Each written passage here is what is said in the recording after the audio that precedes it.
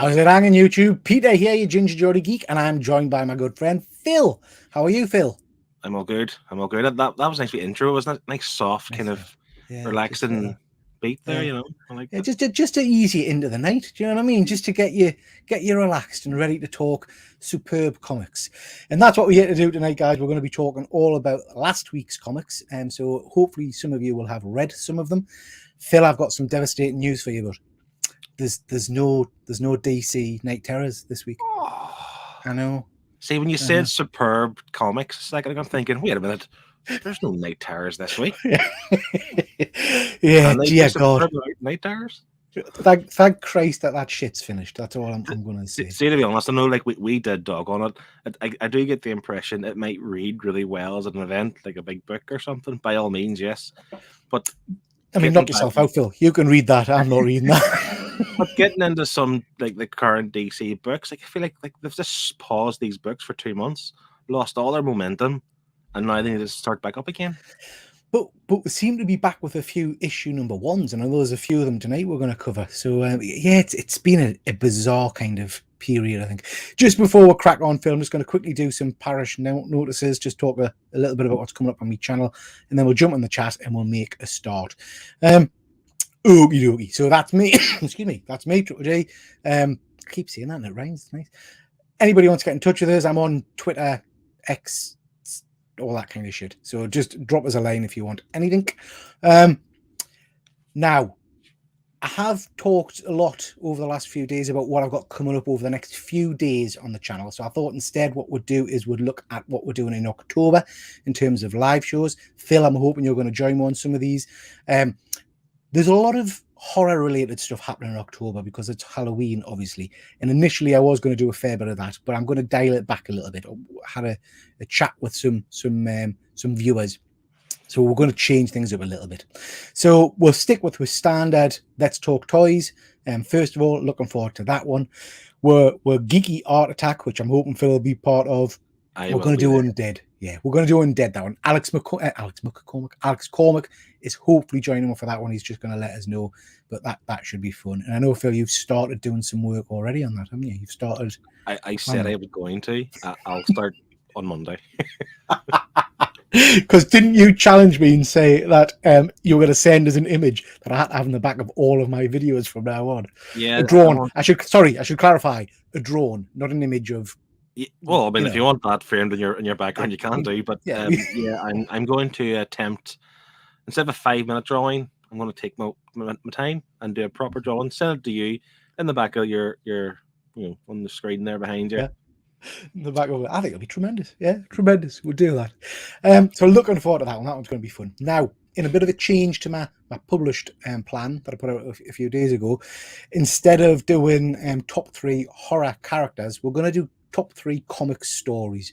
Really interested in doing that. We haven't done that on this channel before, but me and the guys are going to be picking our favorite 3 stories of all time. Phil, I will be going back over some of your nerd herd picks to see what scored high and putting some of them in here, I think. So yeah, looking forward to that one. After that, we've got our Comic Con report, myself, and a whole host of YouTube superstars. I'm saying superstars, are going to be going to Liverpool Comic Con. I'm going to be joined by James T. Keegan, MJ Comics, Jason Parker Comics, Andy from Perpetual Comics. There's a whole host of we're going to be going down there. So on the Monday, we're going to do a bit of a debrief, show you what we've bought, what we've picked up, and what signatures and things we've picked up. James is seeing 4 different people, I think it is. He's got Jensen Ackles and all kinds of stuff. So that's going to be an interesting one. If that image is, I take that as the confirmed guest list, or at least some of it. Yeah. That's strong. Strong guest, yeah. There's some good guests going, but it's normally a chaotic con. There's so much happening. So yeah, looking forward to that one. After that, the last of the month, we're going to be doing our spotlight on horror. So we will be looking at horror, but I'm going to make sure that we focus on nerdy horror. So we'll be looking at our favorite horror toys, horror comic books, scary stories, all that kind of stuff. So looking forward to doing that one. If I can just direct people's attention to this, we did this show last night with Marcus, Mad Dog Comics. That was just what the doctor ordered for me. It was a tremendous night. Had a great time talking to Marcus. He's a fun young chap. So hoping to get him on the channel and doing more stuff. So please do check out that show from last night. And not that I want you to disappear, but we had a bit of a conflict in terms of scheduling. Myself and the good doctor have both scheduled a show starting at 8 o'clock.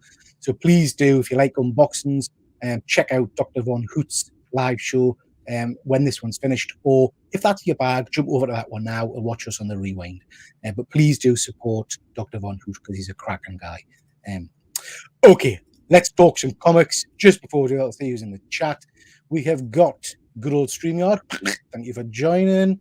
We can start properly now. We've got Fuzzy. Fuzzy is in the building.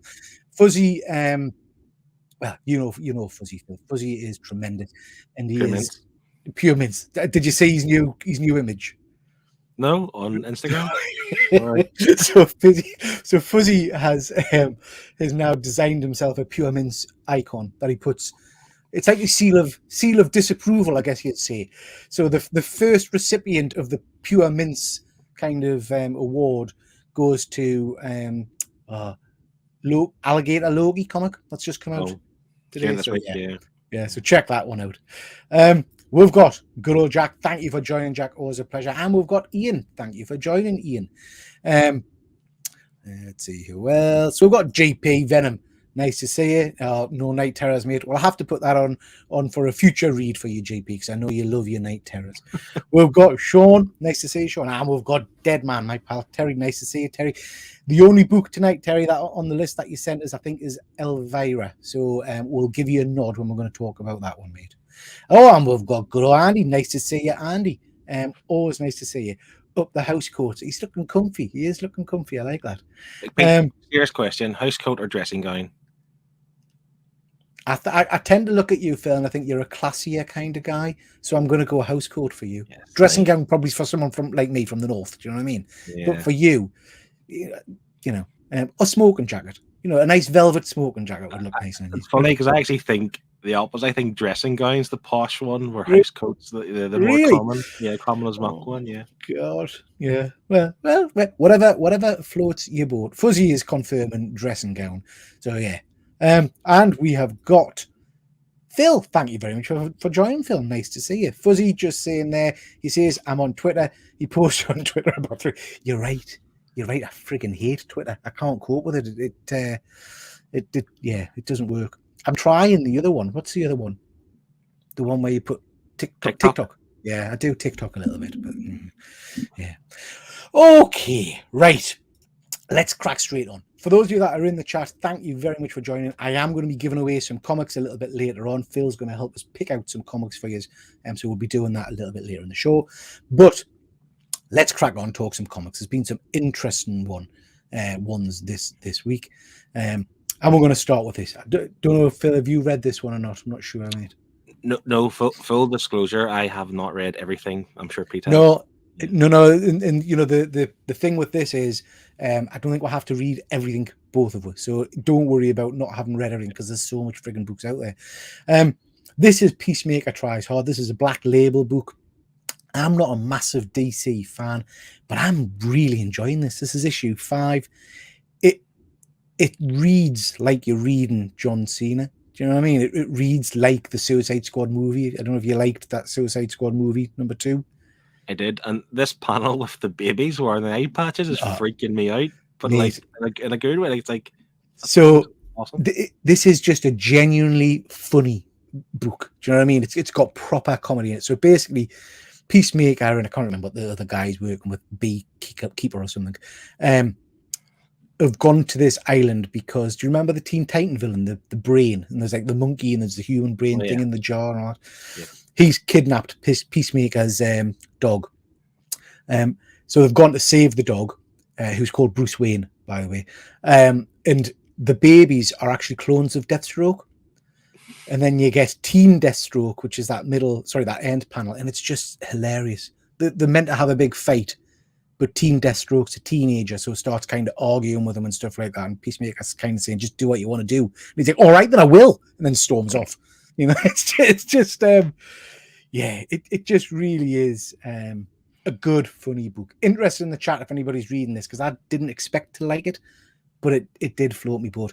And if you look carefully at those babies on the cover there, you'll notice they've got Deathstroke's little white goatee going on as well there, which is very cute. So yeah, I like that one. It's a good one. We've got James in the house. Thank you very much, James. Nice to see you. Hey, yo, my friend. That cover reminds me of the band Beatles album where they're all covered in meat. I don't remember that one, mate. It's been banned, so I wouldn't know. Yeah. And also, Phil, we're probably too young for that. Yeah, that's before our time. Yeah, definitely me. Yeah. Fuzzy, I bought issue 1 of Peacemaker and still haven't read it. Been some good movie style covers, though. Yeah, they really have, but it really has been, like I say, a much better series than I thought it would be. Last issue, which I talked a little bit about on the last time we did this. There's a villain who's fueled and powered by cocaine. So he just keeps stopping the fight to snort cocaine and kind of it ups his powers. He snorts a bee by mistake and dies. But yeah, it's definitely sold now. I'm going to buy this trade 100%. Yeah. Fuzzy, always observant. You're right, mate. I didn't even notice that. James Keegan, where is the tea? Where is the tea? And that's maybe it's a different James Keegan. That's not James. That's not your James T. Keegan. Is that my James? But he's saying, hey, you're the same as our James, isn't he? It's a copycat. Is it a clone? Maybe it's a clone. I don't know. GP saying sounds mad. I'm in. Oh, and we've got Promiscuous Time Traveler. Always nice to see you, my friend. Always nice to see you. Might post a new interview today. It'll make most people cringe. Good stuff. If you're not following Promiscuous Time Traveler, please do, because you know what I'm like for that. I like a bit of a giggle and a bit of laugh, and I don't mind kind of a bit of piss take and stuff. His channel is very amusing and very honest, so please do check that one out. Okay, so that's Peacemaker. Good fun. I Hate Fairyland. Are you up to speed with this one? No, this is another one. I just lost interest in Gertrude. Yeah, so I did. I haven't been reading the new series because this is kind of an anthology add-on to it, and it's quite entertaining. The artwork's very, very cool. It's in this issue, there's 3 separate stories, and the center story is the best, where basically Gertrude wakes up and she's got this huge growth on her back, and it turns out she's murdered a sausage, as you do, when she was drunk the night before. What's the full title? The Unbelievable, Unfortunately, Mostly Unreadable, and something. Yeah. Unpublishable, Untold Tales of I Hate Fuck. Go away. Yeah. Yeah, put that into your search engine. Go on, yeah.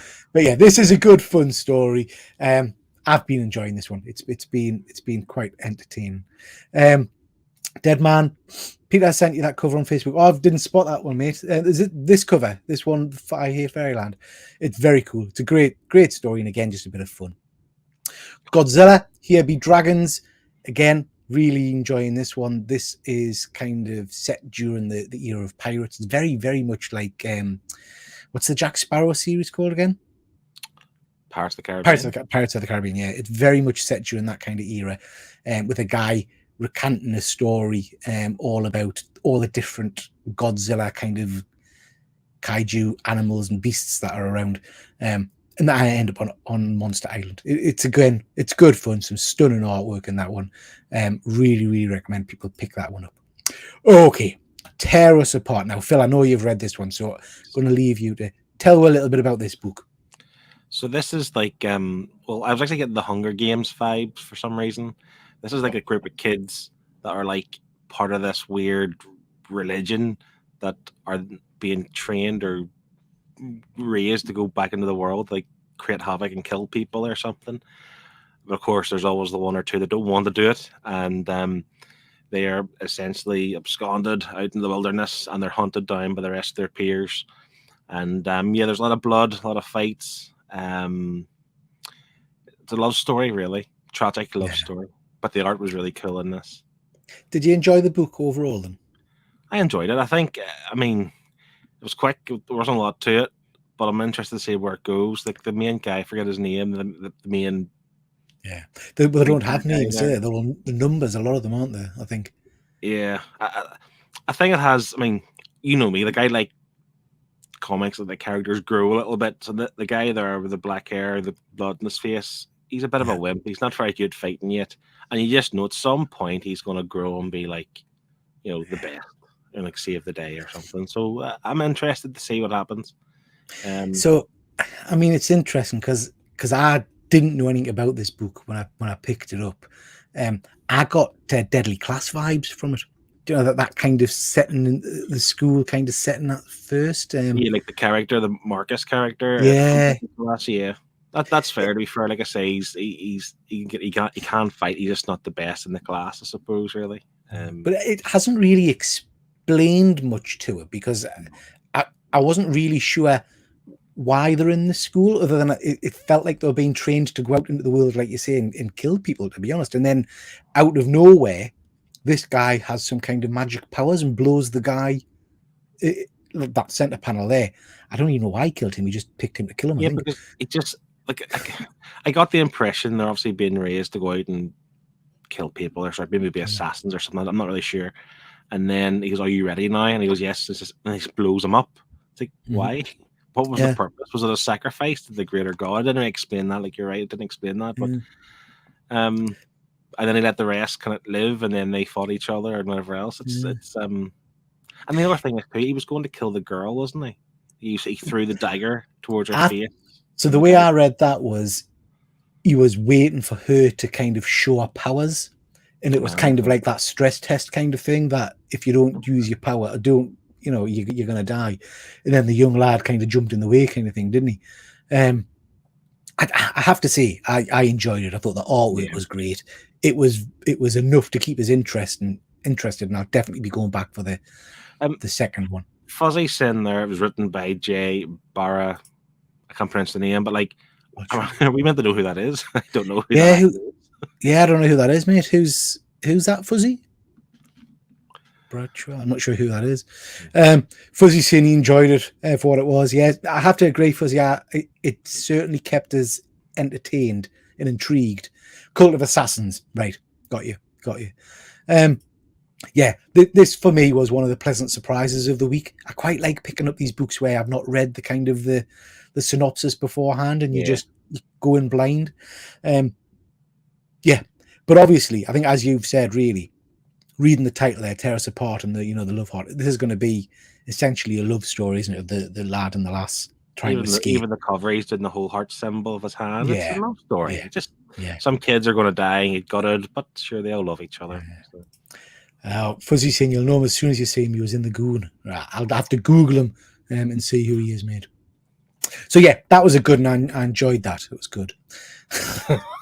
Look away, dead man. Look away. Have you been reading this, Phil? No, and I've never been interested in Elvira. I always thought she was a porn star, to be honest. I didn't know it was a comic book.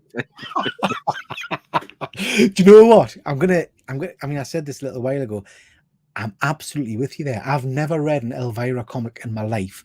I've seen the images of her, and again, like you, I just assumed she was. I don't think I thought porn star. I think I probably just thought smutty, kind of late night kind of thing. Yeah. But then that's okay. But I'm just yeah. So no, I'm the same here. So I've never read an Elvira comic. I don't think I've ever watched a movie or a show with her in, which is this big kind of character, isn't she? I picked up the last issue of this, and basically this is someone going through time, Vlad, and collecting movie monsters and creatures. So there's been a vampire issue, there's a werewolf issue, and the artwork is phenomenal. So in the werewolf issue, they're literally getting classic werewolves. You've got your Jack Nicholson version from Wolf and all that kind of stuff. And this one's just blown us away a bit. It's genuinely funny again. The artwork is stunning.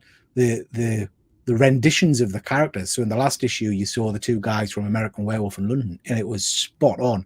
You see some of them in the last image there of the different vampires and stuff.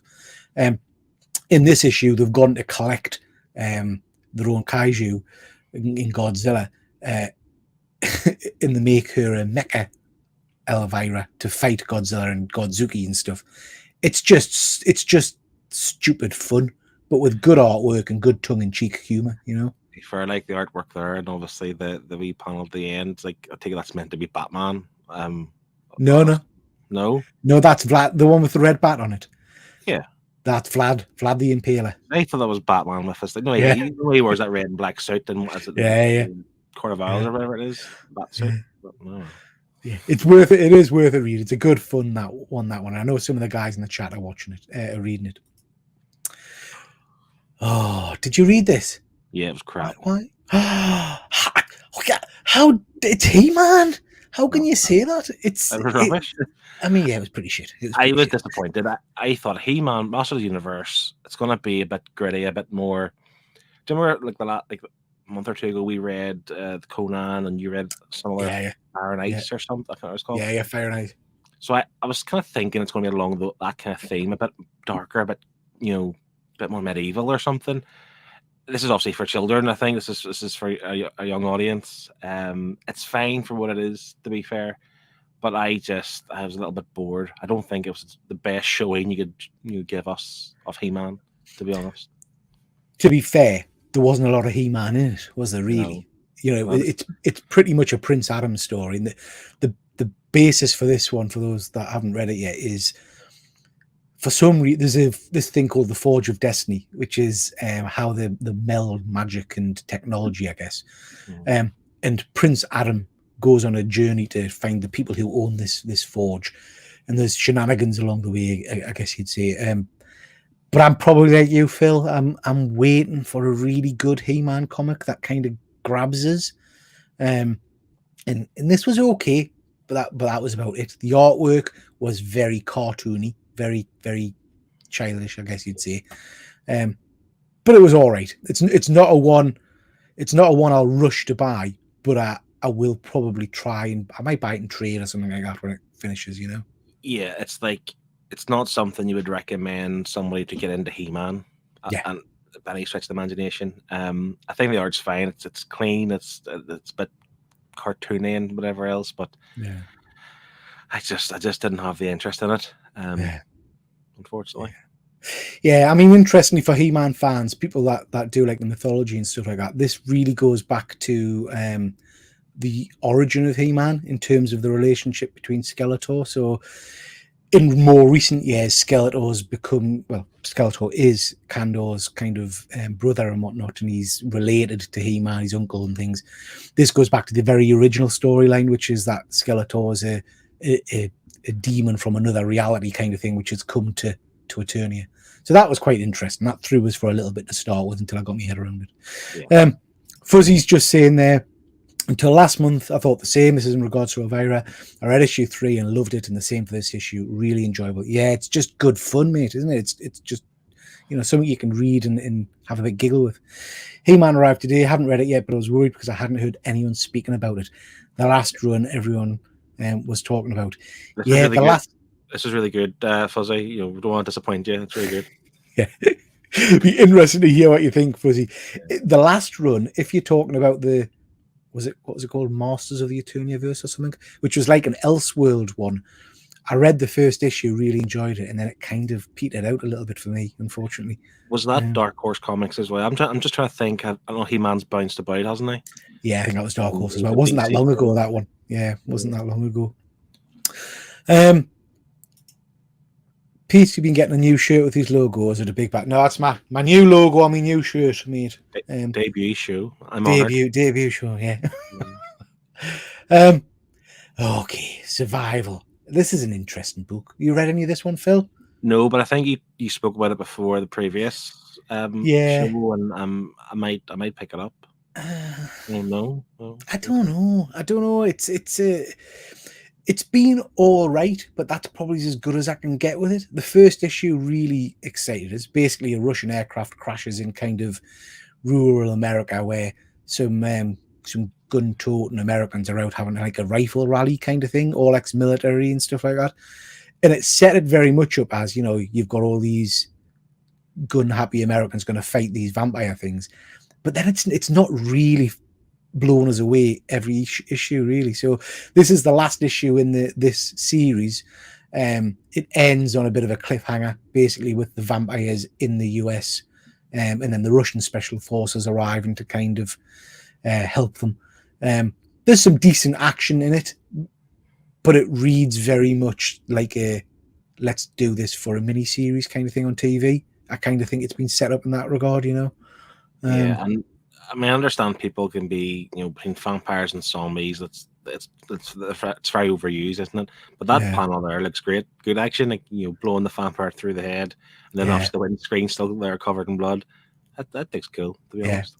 It's probably a book that I will go back and reread as a one sitting kind of thing and see if I don't know what you're like, Phil. I know you read a lot of omnibuses and things like that, but I think as much as I do enjoy my monthly comics, sometimes I think I lose a bit of the momentum reading it, say, over a 5-month period. Sometimes it's better to read it in one solid lump, you know. It's like reading some today where number 2 books off ones we read like a month ago. I'm thinking I really can't remember number 1. Like, I don't remember much about it. So yeah, it's an interesting one, Fuzzy. Like I say, I'm not sure I could recommend you rush out and pick it up, but if you've got a spare 5 minutes, it is an all right read. Oh, Phil, Buffy the Vampire Slayer. Tell us about Buffy, because I enjoyed the last issue. I don't really know what happened. I mean, it starts off going back to like, I don't know, 100 years ago or something, somewhere in California, and some guy summoning this demon or whatever else. And it turns out this was just Anya looking up like a video on her computer. But like, it was like 6 pages worth of like, you didn't need to know that then. It was nothing to the story. I'm a big fan of Buffy too, like yourself. Like, I watched the show in the late 90s. It was great. I like to see Buffy do well. I get they're trying to introduce a new Slayer, which turns out to be the child of Willow and Tara. Tara, that's the one. Tara, yeah. So she's now the new Slayer, and which is great. But she's not likable one bit. She's just an absolute whiny git, and I just can't. Typical teenager, I suppose, storms out and has puffs of people and whatever else. But this is like the part where she has a girlfriend, and the girlfriend's brothers and friends, whatever, play this prank on her where they're doing like hide and seek or something. So the new Slayer, is it Tess or Tesella or something? Yeah, the car Tess, and like she falls out with them. Then like, it's like you don't have to. I can't believe you put me through all that. Whatever, blah blah blah. It's a lot of teeny drama, which Buffy always was, teen drama. But I want a little bit more Slayer as well, to be honest. So you've hit it right on the head, Phil. This book made me feel old. I'm a massive Buffy fan, but I'm a Muffy. I like Buffy. That's the other thing. No, I like Buffy a lot in my kind of nostalgia brain. I haven't gone back and revisited it for a long time, but I know I love the concept and all the rest of it. I picked up the last Slayer miniseries and it didn't float me boat. I picked up the last issue of this and I thought, oh, this is interesting. This one really made us feel like, actually, do you know what? I think I probably just need to leave Buffy for the younger generation, because this just felt like a cack. It didn't entertain me at all. In fact, I skipped a lot of it because I just thought I can't be chewed with this. And to be fair, there's a few books I read this week, and I feel the same, where it's just, they're not for us. And that's okay. Yeah, we are getting older. I understand. See, to be honest, what I want from Buffy, as a Buffy fan and a comic book fan, I would like them to actually redo, like, adapt the TV show into a comic. Yeah, just start from the start and give us that. Yeah. Start again. 100% buy that, and it'll be great. We've got lots of Buffy comments now. Dear God. No, I'm absolutely with you, Phil. Yeah, sometimes with a nostalgia thing, it's best to just let it lie, I guess, because this kind of reminded us that, was it as good as I think it was, or is this representative of the TV series? The other side of the coin is that I understand they're trying to get a new audience, because we will eventually die, and somebody needs to continue on the whole Buffy story, but I would question whether or not the young people are reading this and going, this is really cool. I don't know. But then, like I say, because we're older. I mean, if we're going down the, the young people line, I guess what I would say is, do you even need a Buffy at all? Just like you say, do a Vampire Slayer. It hasn't got to be connected to the past. I think this is maybe too bogged down with the, the stuff from the before. But even with this, like, Buffy's not the Slayer. it's Tess. Buffy is away with Spike and Holiday buying clothes in the mall. Yeah, like, what the shit was all that about? So don't call it a Buffy book. It's not Buffy. Yeah. It's only like they obviously have her name on it because it's the IP, I suppose. Yeah. But if you want to really introduce the new audiences and build up from that, then just call it a different book and have Tess as the Slayer and Buffy's there somewhere as well. That's it. Yeah. I agree, mate. I agree. I've put these covers on. These are the 2 X books I've read this week. I'm not going to talk about them because they're both absolute dog shit. Just awful. Absolutely awful. Yeah, just not for me at all. Did you read either of them, Phil? No, I've no interest. I like the idea of X-Men, but it's not for me. I can't get into it. I mean, if I say they've banged on for weeks about this wedding of Emma Frost and Tony Stark, Iron Man, and you've had all the images of the wedding dress and blah blah blah. In this issue, you get to see the proposal, which is basically takes they're wearing rings now that hide that the mutants. He takes the ring off and it falls on the floor, so he kneels down to pick it up, and someone walks in, so he has to go and pretend he's marrying her.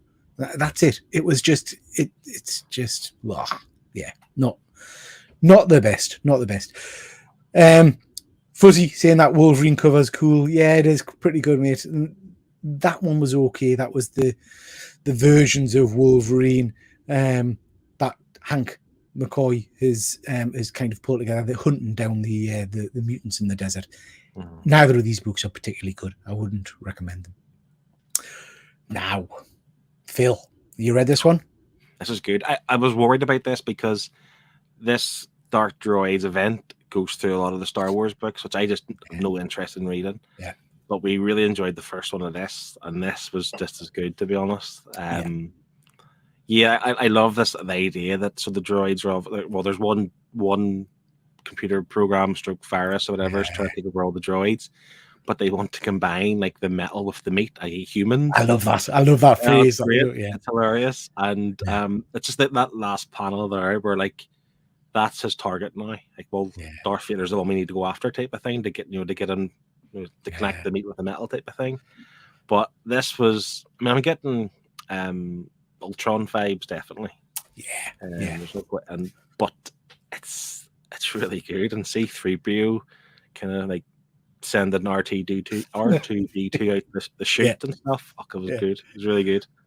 Yeah, I've thoroughly enjoyed this. I'm exactly the same as you. I have to be honest, I hadn't realised that this was a widespread thing. I thought it was just a mini-series in its own right. So I spotted that there was a couple of crossover issues, and I've not read them. I thought I'm just going to stick with the main book. And this is basically, as you've just described, and the droid, the main bad guy, wants access to the Force. So he's trying to find cyborgs or, human crossovers that can use the Force, but he can still transfer into, because he can't move into just pure meat. You see him earlier on, don't you, killing a few stormtroopers and trying to meld with them, and it doesn't work. And by the end of the issue, he's decided that the best option is to go and take on Darth Vader.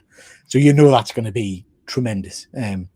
So I'm just loving it. It's great fun. I haven't watched Ahsoka yet.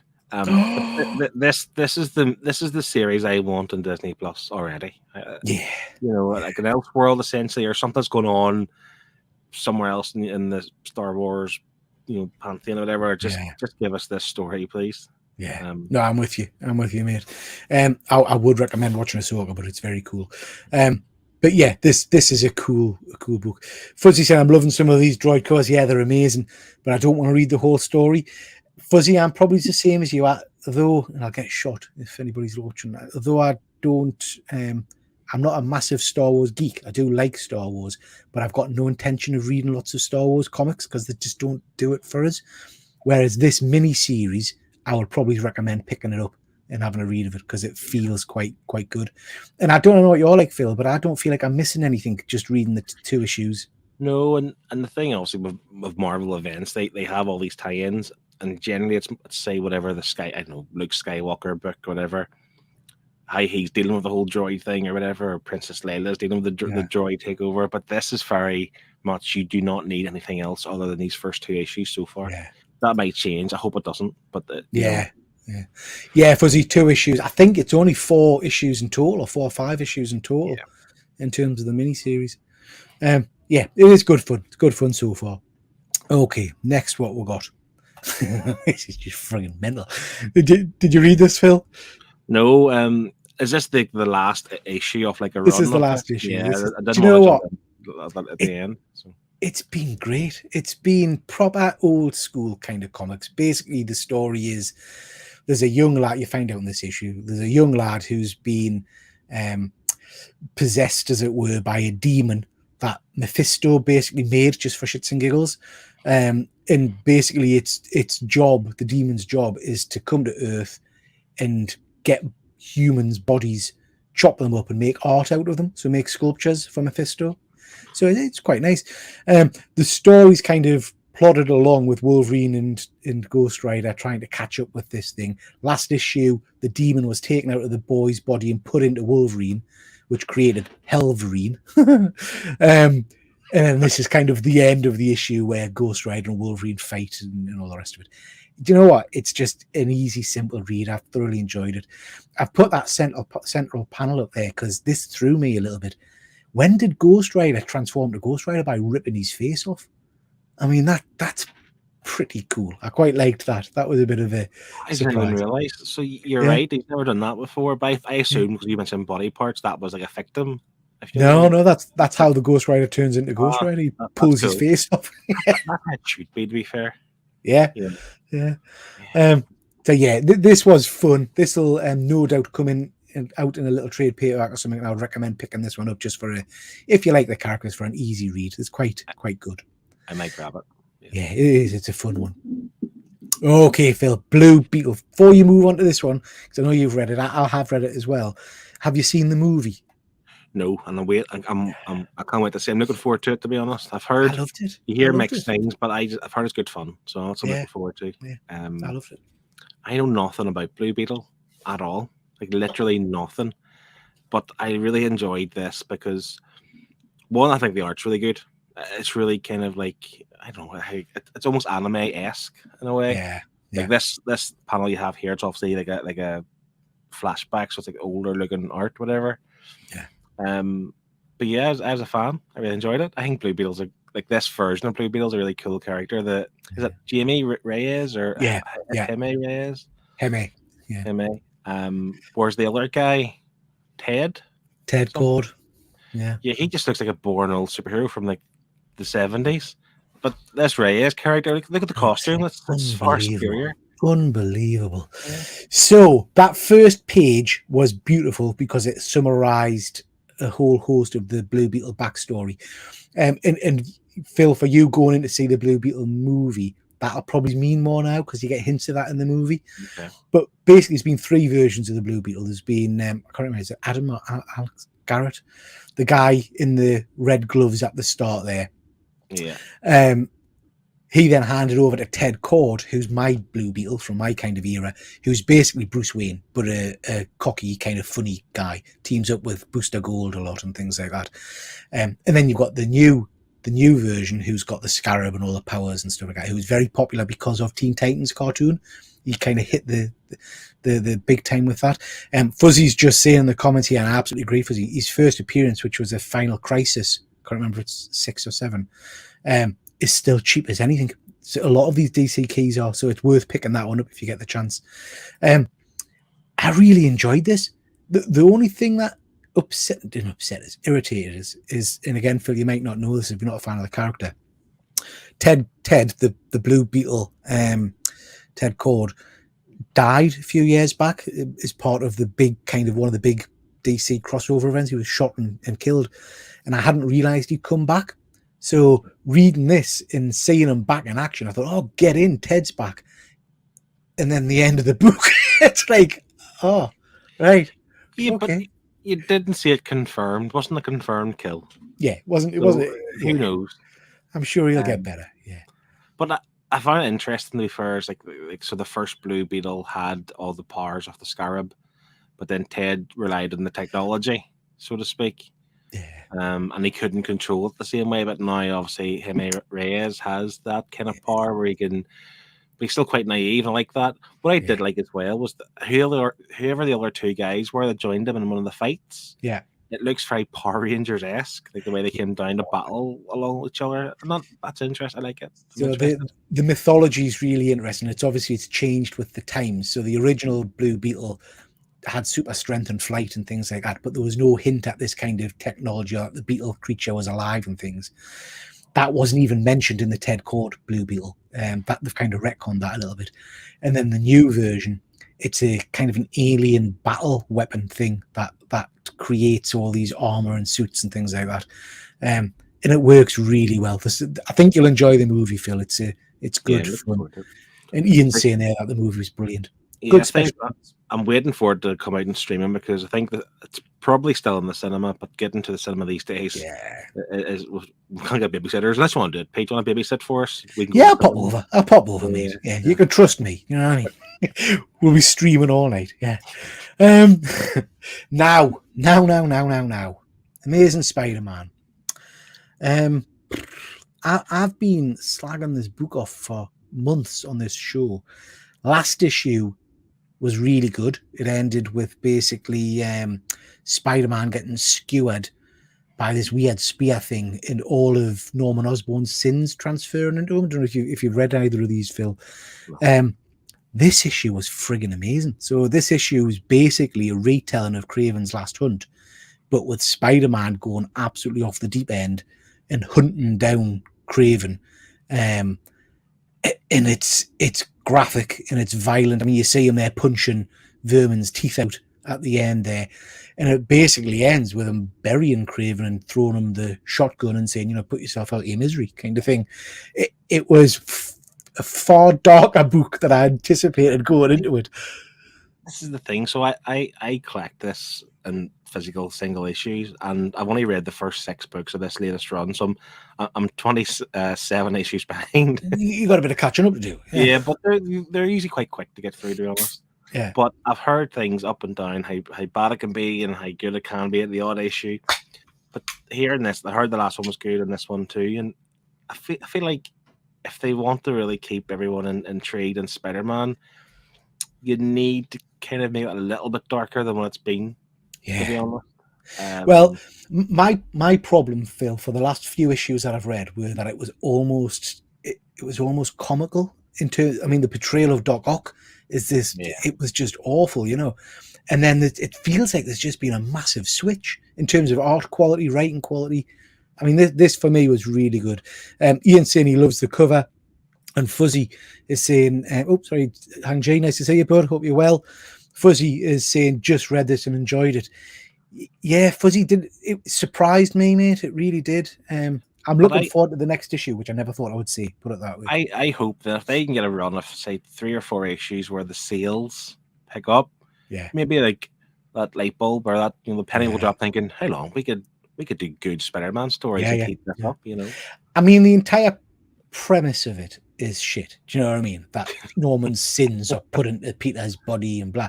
If you just forget all that and just think it's Spider-Man gone mental, that central panel there, you can't really see it properly, but basically he's done exactly what Kraven did. He stuck a needle in his neck and drugged him, which just in itself is a bit of an interesting thing to see Spider-Man doing to someone, it's worth reading. It's a good one. I like that one. I'll catch up. Yeah. Doc Strange, again, a book that I would never say I would pick up and read, but again, thoroughly enjoying this series. I would very, very much recommend this to people. This is picking up after the excitement of last issue, where you learned a little bit more about the what's it called, the General, which is basically Doctor Strange, who's been fighting a war for thousands and thousands of years, and has become like a war doctor kind of thing. Basically, this war doctor is obsessed with a battle. So basically, Phil, the two kind of mystic realms were fighting, and the removed Doctor Strange and got him to fight. One of them got them to fight on their team for thousands of years. And you see in the last issue him kind of get worse and worse and worse as he progresses and turn into a bit of a psychopath, really. And then at the end of it, the two warring kind of deities say, actually, do you know what? We've changed our mind. It's all right. Just forget it.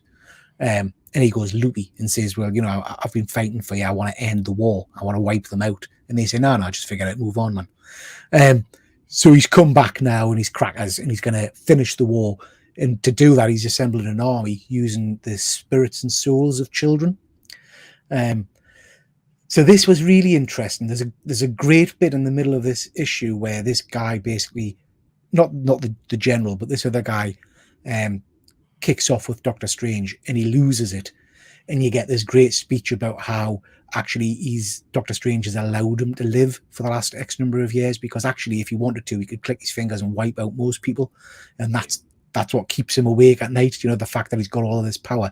And it was one of the first times I actually thought, Doctor Strange he could be a real powerful badass if you wanted to. And the artwork is stunning. Alex Ross covers, great internal artwork. I was going to say that's your friend Alex's covers there. Yeah, it is. Yeah. Did they ever draw any good books, Alex Ross? Screw you. Pat Bear, nice to see you, my friend. Doctor Strange looks like Dick Dastardly. Yeah, he does. You're right, mate. He does, twiddling his little tash. But yeah, it's a surprisingly good book. Okay, guys. So we're going to give away some free comics. I'm going to give you a minute or two. What I need you to do is hashtag free comics in the comments section here. And then what we'll do is we'll do a little giveaway and Phil will help us pick some books. So if you're still watching, we've got 19 people watching. So please, if you want to win some comics, stick hashtag free comics in the chat function. If you don't want free comics, didn't put the hashtag in. So crack on doing that. Whilst we're doing that, Phil, what's coming next on the Nerd Herd? Because I know you've got a couple of episodes left, haven't you? Yes, we are unfortunately coming to an end. Another 2 weeks, 2 more shows. We've got come up on Wednesday. It's Shane's pick, and it is Justice League Volume 1. That's the New 52. Yeah. Which I've read multiple times before, but I'm looking forward to getting into it again. I did enjoy it. So yeah, that's up next on Wednesday, 9:30. I'm supposed to say the usual place, but it's weird that it won't be the usual place in a few weeks. So. The last pick, to be fair, we don't know yet because it was going to be the Herd's choice, but because Martin hasn't had his own pick yet, we're leaving. We're going to give him the chance to just pick something for himself as part of the Nerd Herd as the last show, but he hasn't told us what it is. I've told him to get his picking cap on because, unfortunately, Peter, we have a leaderboard. Yeah, I know. Number one on that leaderboard is Stray Dogs. Is it number one or is it joint number one? It's number one. Is it? Oh, get it. I thought it was joint. Tremendous. It's 1 point clear. Yeah. Now, you're not going to pull any bullshit, are you? Because I know sometimes at the end of the year thing, you adjust your marks and things like that. No, but none of that nonsense. No, usually, last year I came in with a pick. I picked the Magic Order, and everyone loved it, and it sailed to the top. And I honestly thought Preacher might do it. Yeah. I can understand Preacher could be quite polarizing now that I've actually read it, but I've heard so many good things about it. I thought it should take a top spot for me. I give it a 9 out of 10. I thought it was excellent. Or 9.5 maybe. I give it quite high. But unfortunately, you're still standing tall. But like I say, we've got Justice League Volume 1, and I'm pleading with Martin to pick something excellent. Come on, Martin, pick something excellent. I might even persuade him what to pick. I might tell him what to pick, but I think it'd knock. I mean, We Live is very good, I would say. What I would say is I'm surprised Do a Powerbomb didn't knock us off the top spot, because for me that's probably one of the books of the year, I think. Yeah, that was another one for me. I thought I was a shoe in with that. You had us worried with that one, I have to say. I'm not sure if we're going to do an end of season wrap up, which we've done every year so far. Maybe we will. Yeah. And that will be something I'll be fighting my corner to make sure that should have been the one that took the top spot and have it acknowledged as the number one book, at least. Guys, there's 22 people watching, and I've only got, I think, about 7 or 8 people who've put in free comics. So if you want to win some free comics, stick in the comments section now, hashtag free comics, and we'll draw it in a second. So Phil, don't want to put you on the spot, mate, but once Nerd Herd kind of closes its doors, do you have plans? What's next for Phil's Nerdyverse? Honestly, I sound really dramatic when I say this. I'm looking forward to a break because, I enjoy doing it. Don't get me wrong, but whenever you're reading a book every week and it's not your own pick, like something you actually want to read, your backlog builds up, all this kind of stuff, and it's just like I've got my reading list ready. Yeah. Like, for example, Watchmen. I haven't read Watchmen in years, and I have the absolute edition, and I want to give it the time. But you know yourself, it's a quite dense, long read. I can't be reading it and all of a sudden jump to some sort of random Marvel title for the Wednesday night. So I just want to give it my attention, read it, and then just power through a lot of Miller omnibuses and stuff. So I'm just looking forward to break. In terms of the YouTube stuff, maybe I'll get the itch again. Maybe I'll still do shows like this, as and when. But at least there's no pressure on me to, that's like, this is your show, Pete. If it goes tits up, it's on you, It's down to me, yeah. But yeah. It's nice to have that flexibility, I guess, isn't it? So you can. That's what it is. But a bit of freedom. Not that it's a bad thing we had before, but no. I am looking forward to it. Good stuff. Okay, mate. We're going to pick some comics for someone in a minute, then. So let's just jump onto the giveaway tool, and we'll spin. So good luck, everybody that's entered, and we'll see who wins. And we have got. GP, I know he said fuzzy. I do that every time. It kind of delays. GP Venom, well done, Pete. Very, very pleased that you've won this, mate. We'll get Phil to pick you some comics now. So, what you get is you'll get a pack of the DC trading cards, because I've still got a couple of those left to give, and then we've got a long box of comics, and there's a variety of stuff in here. There's some key appearances and things like that. So, Phil, where do you want us to pick from? Top, middle, or bottom? Is it one at a time? Yeah. Go for we'll go top, because GP's on top of is subs the minute. Nice. We'll go top. Oh, just before we've got Chris here. Nice to see you, Chris. His plans are he's coming to live with me happily ever after. Don't bring the kids though. I have enough already. Yeah, good stuff. Bro. I would happily go over and live with Chris happily ever after. Reading his manga books as well. That'd be good. Oh, I wouldn't read the manga. Okay, mate. So first book out. What we got? We've got Amazing Spider-Man. Who Am I? Not read that one, but that one's coming your way. GP. Next, Phil. Do you want us to just tell us when to stop? Stop. Remember time. We've got 4. I think that's a variant cover by Donny Cates, issue number 1. I liked that costume. I quite like that Cosmic Thor kind of costume. That was quite good. Yeah, I haven't read the new issue number 1 yet, but I like it too. Hope we keep it, but probably haven't. Very cool. Next, Phil. Stop. We've got that's a cool variant though. That's a stupid number 1. Yeah, I got this in a mystery box a little while ago, I think. So yeah, Spawn, bit of Spawn action. And again, Phil. Stop. Punisher.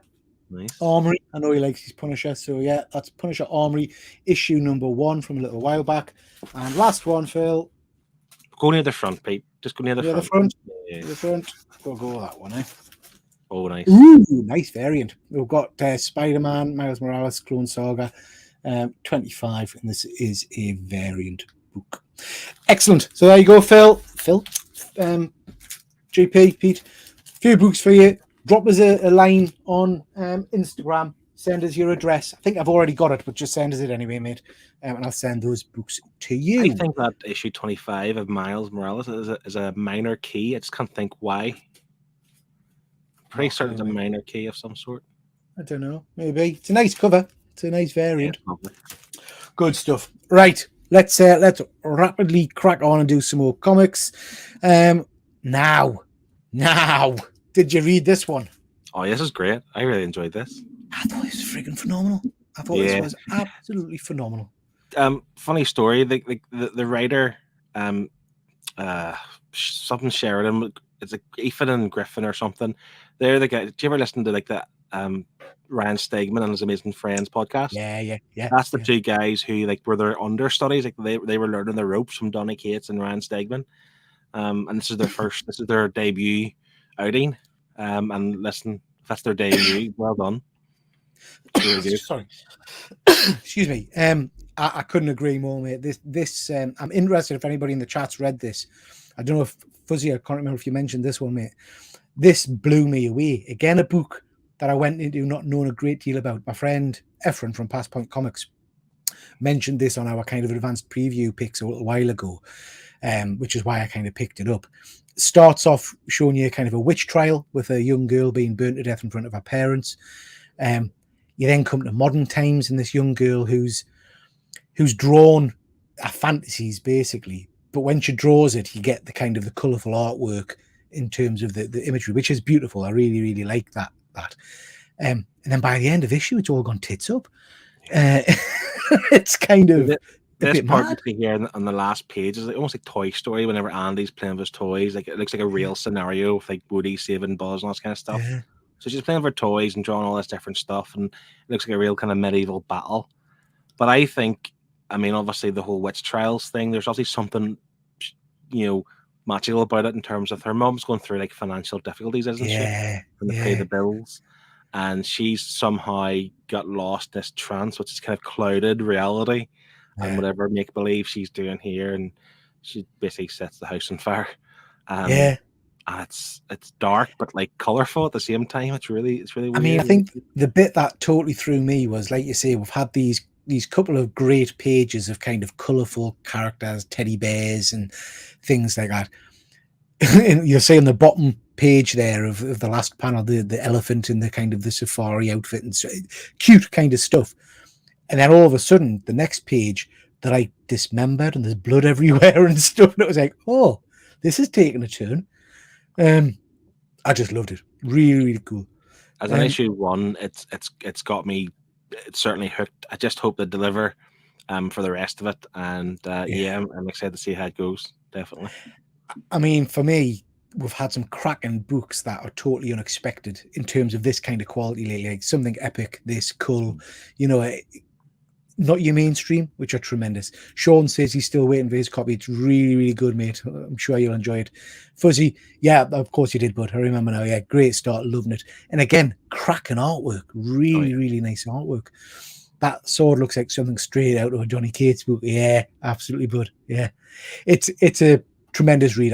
Probably, can I say it? I was going to say out of all the books, I'm going to say this is my second highest recommendation. This one, we'll get to my favorite book later on, but this one is definitely up on the top level. I'll pick this would have been my favorite of this week until the last one you made me read before we came on.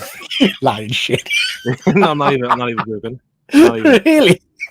God.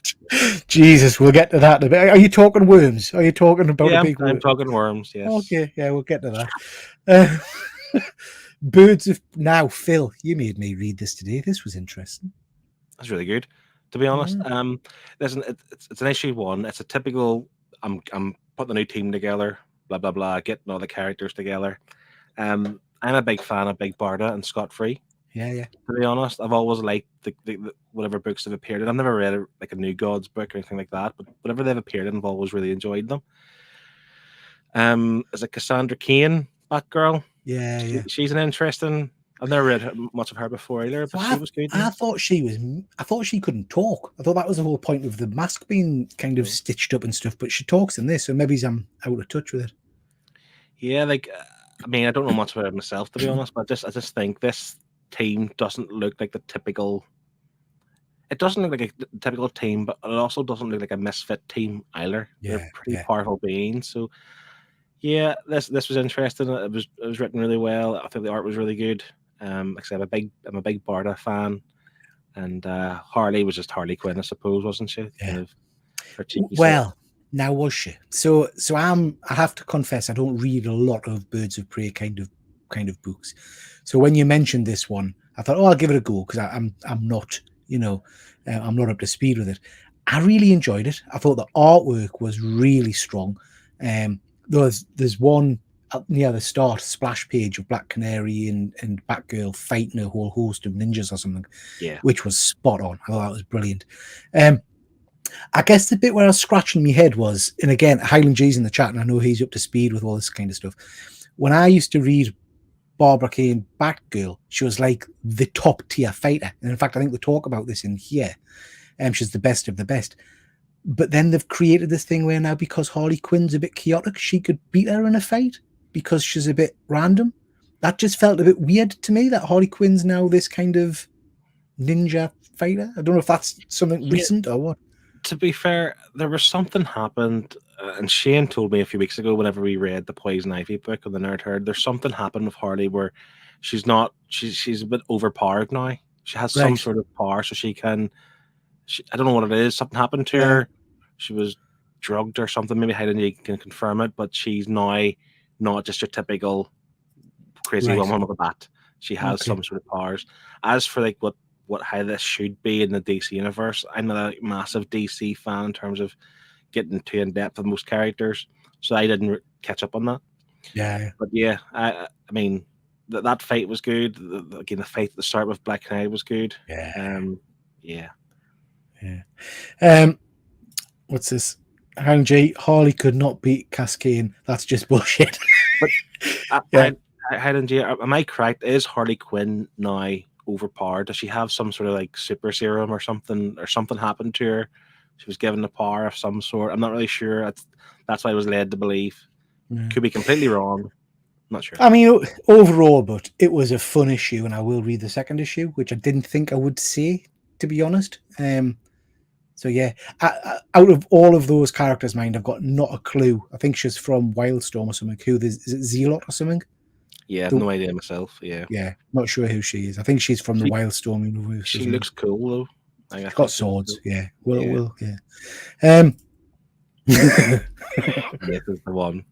This is my favorite read half of this book is my favorite read of the week. So I saw this book, and it had splattered all over it, story by Grant Morrison. Now, I love a monster story. I love that kind of stuff. So I thought, Grant Morrison, I'll read that. Grant Morrison's story is a text story at the end, and I couldn't be chewed with it. It was too long. The first story is about an abominable snowman, which I thought was quite good. I thought it was quite interesting. The second story, Phil, tell us what I read, please. What? Well, you have to talk about the first part, because the first story is this typical rich jackass who wants to climb Everest, and he demands to go a certain way, which is dangerous, blah, blah, blah. So his tour guides get fed up with him and essentially feed him to the abominable snowman. Great. Interested. Good. Liked it. Yeah. Then the second story, it kind of flipped on its head. So we get this kind of Marine who's in, I don't know, he's in the Middle East. He nearby gets captured by, I don't know, the Taliban or something. I'm not sure what it was. And then this worm appears, right? Literally just from the sand, this worm appears and electrocutes everybody and eats their heads, but keeps him. So he, of course, takes it home and becomes like a detective for the LAPD or something. And they go around solving crimes with this worm or whatever else. But you have this band of misfits. Like this guy here is like, was it Alabama shrink ape or something? And you have this other werewolf or something. And then, I mean, I don't know what the bottom right hand corner is. I was thinking, is it a whale or is it a sperm? I don't know. I literally don't know. Like, it looks like sperm and jeans. Yeah. But because Grant Morrison's name's on this book, he didn't write that second story. But I wouldn't be surprised if he had an influence on it. It felt like you wrote it, didn't it? Yeah. But it was really entertaining. I thought it was hilarious. The worm gets sad. The funny part about this worm, by the way, that actually shoots electricity or whatever, he charges his phone. He plugs his phone cable into the worm to charge his phone. Right? It's hilarious. Stupid, but brilliant. And it starts to get a bit sad and doesn't charge his phone and whatever else. So it gets electrocuted at the end. And it turns out it was like having babies. All these worm babies are coming out, whatever else. And then obviously you see the Marine guy chilling at home with all these worms around him. It's a really nice story. It's bullshit. It's absolute bullshit. You actually didn't like it. Come on, I thought you actually liked this. God, I really enjoyed. Did I really enjoy it? I liked the first story. The second story was just mental. I didn't know what the hell was. And I don't know that the artwork was particularly intuitive, because I didn't realize the worm was coming home with him. I thought it was. Did it go into his body and live in him or something at first? I don't. It was just mad, just friggin' mad. Now, would I read on? Absolutely, yeah. Yeah. Yeah. I mean, this is it is a fun book to read, and I probably will go back and read the Grant Morrison tale. I just didn't have time because it's like 3-4 pages of text. Plus, the thing is, like, this is obviously like these stories aren't going to continue, so it's Project Crepid. That says they're the world's most bizarre creatures in this issue, so it's going to be like a case file of all these different things. So I've just cracked. It's set the bar. I've just cracked the title of the worm story. You've seen it on the cover. Wormy and Me. Isn't that nice? Yeah. Wormy and Me. Yeah. And PJ Holden, I think he's from Northern Ireland, so I'm going to give a shout for the art because he's the artist from here. Yeah. Okay, Jesus. Jumping into the chat, just to say, Pat Bear, she lost her ability. Batgirl we're talking about. She lost her ability to read her opponent's body language when she learned to speak. Right. Okay. See, that makes a bit more sense. So we've got 22 people watching, which is fantastic. Please do hit that like and subscribe, and go check out the Nerd Herd. Make sure you watch their next couple of episodes, please, and give them some support. Deadman Cassandra was the first Batgirl to get a series of her own. Oh yeah, I remember that back in the day, mate.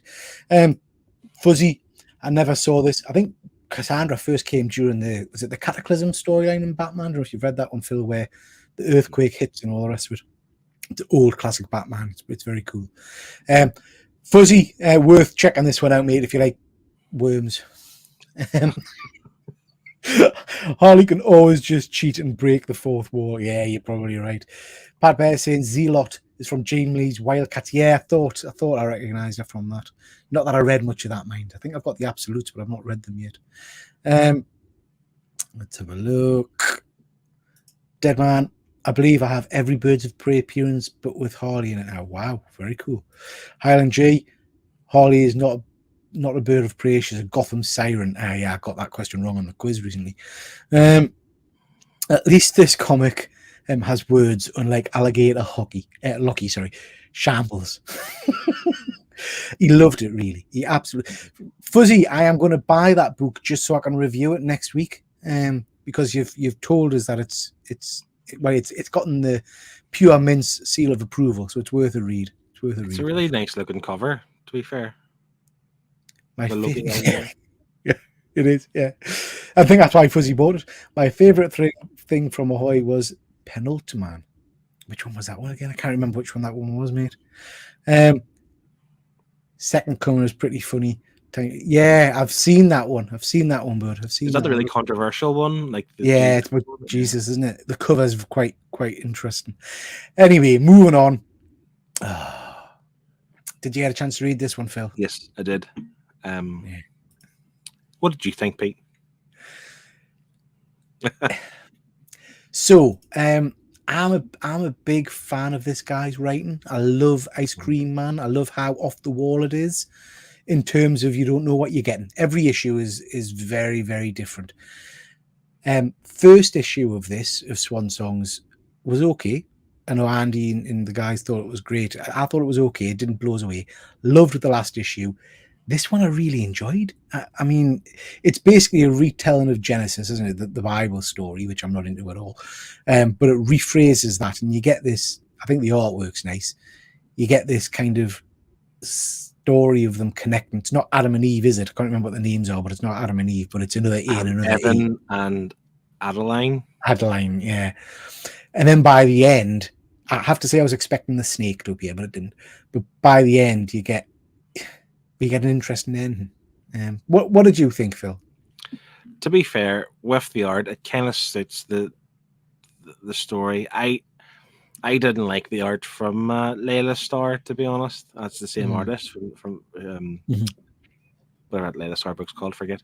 And but this art's fine for what it is. I wouldn't want to look at this stuff like a whole 5 or 6 issue book. I would be sick. But one issue's fine.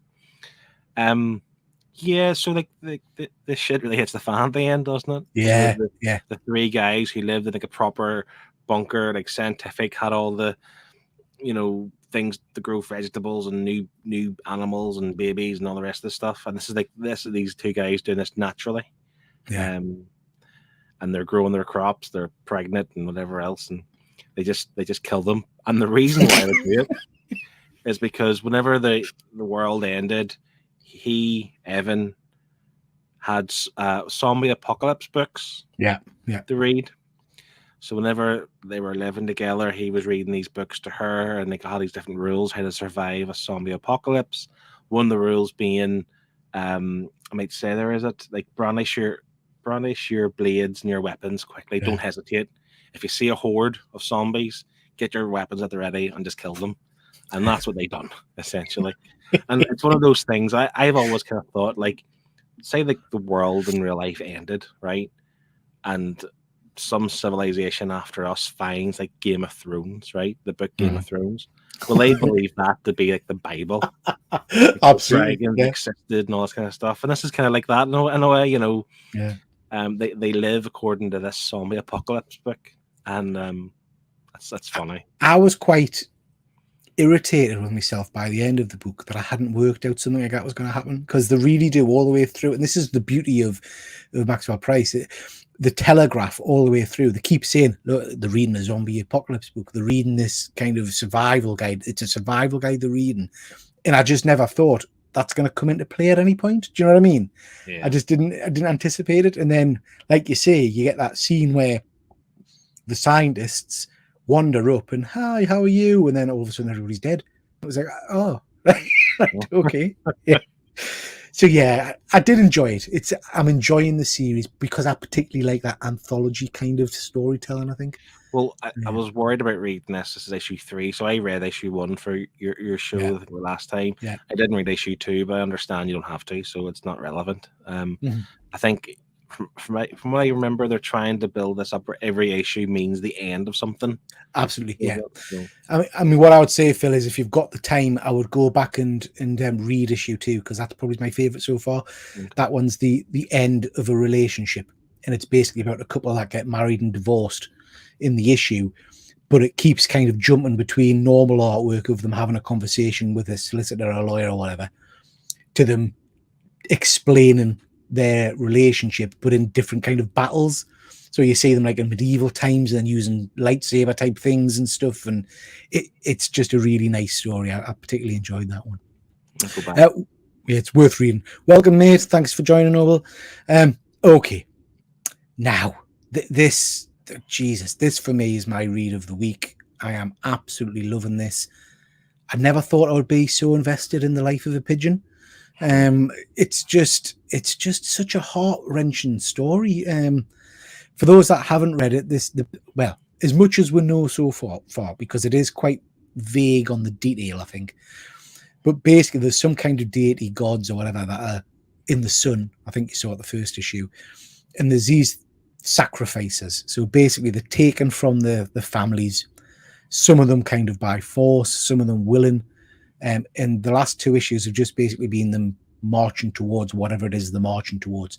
This issue starts with these almost like nun kind of things coming out and basically volunteering to be sacrifices because they think it's a high honor and it's going to be great and all the rest of it.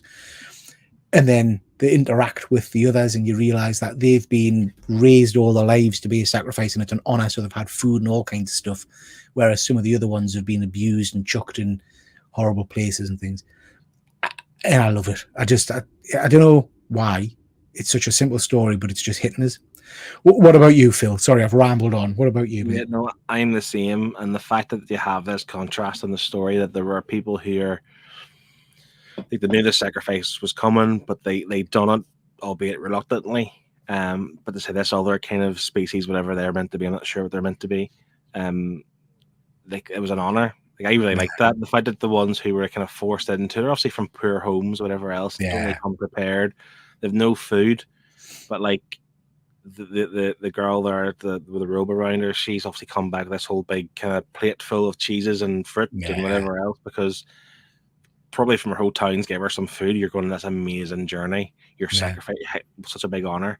So I do love the contrast. It is quite slow story. Like, we're 2 issues in, and it's essentially we've picked up some kids. We've got another couple of kids, and we're still walking towards whatever we're walking towards, and we don't know yet. Obviously, the last panel you see, they get somewhere that looks quite pleasant. You know, to spend some time. But yeah, the wee pigeon guy, I feel a lot for him. Yeah. I think I think his character, even though he doesn't say a lot, is brilliant to be like a really cool character. Yeah, it's certainly one I would recommend. It's taken me by surprise, I think. So yeah, recommend that one. Okay, that's all of our comics. Thank you very much, Phil. That's been really, really good fun. I've enjoyed chatting with you. Always fun to get some other takes on things as well. In about 15 minutes time, I'm starting my next show, which is 1/6 scale news. We're going to be talking all things 1/6 scale action figures. So please do grab a wee, everybody, and then join me back in time for that one. Saturday, we've got our usual Saturday night live show with all of our geeky news, and we're going to be focusing a bit on Ahsoka. And that's tomorrow at 9 o'clock. Okay. Phil, thank you so much, mate. That has been great fun. And thank you to everybody that's been in the chat. We've got 22 people watching, which is superb. I really, really do appreciate that. Absolutely, mate. Grab a quick wee. Have a tinkle. Have a little tinkle, or a waz, as we call it over here. And Fuzzy saying cracking. Thank you very much, Fuzzy. Appreciate that, bud. Okay. So we'll call it a night. Again, Phil, thank you so much. And thank you to everybody in the chat. It's been great fun. And we'll catch you all next time. So take care, everybody. Bye.